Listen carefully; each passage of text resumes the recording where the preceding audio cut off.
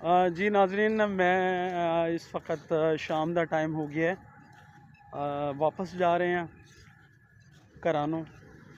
मैं और मेरे नाल मेरे दो भांजे अपना साइम अमजद और रेहान अमजद। मगरब का टाइम होने नूं आ गया है, असी खेतों के विचों वापस घर जा रहे हैं। मैं वीडियो अपने चैनल अपना पंजाब अपना वरसा वास्ते मेरा दूसरा व्लॉग समझ लो, दूसरी न्यूज़ समझ लो, दूसरा वीडियो समझ लो, मेरा हैगा। तो नाज़रीन देखो क्या सीन पेश कर रहा है, यह नज़ारा अपना खेतों का। और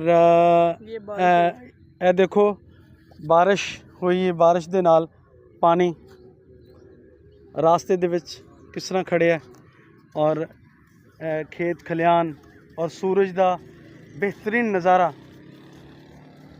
डूबदा है सूरज कैसा मंजर पेश कर रहा है। और यह देखो नाजरीन खिलखिलांदे सब्ज़ा पेश कर दे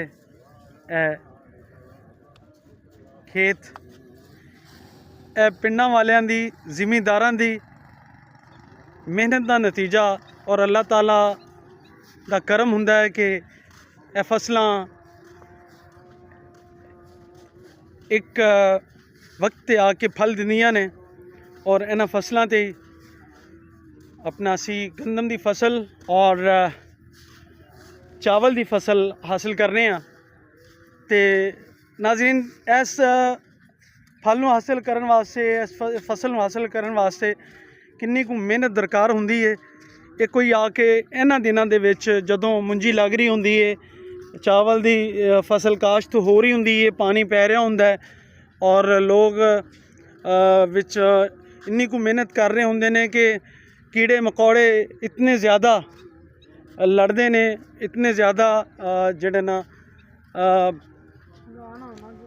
फिंसियां हो जांदियां ने, फोड़े निकल आते ने। लेकिन आम लोगों वास्ते एक मामूली जिहा काम है।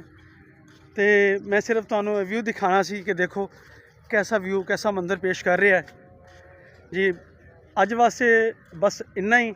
अपना पंजाब अपना वरसा दे मेज़बान सईद गुज्जर नूं दिओ इजाज़त। अल्लाह निगहबान। अस्सलामु अलैकुम जी।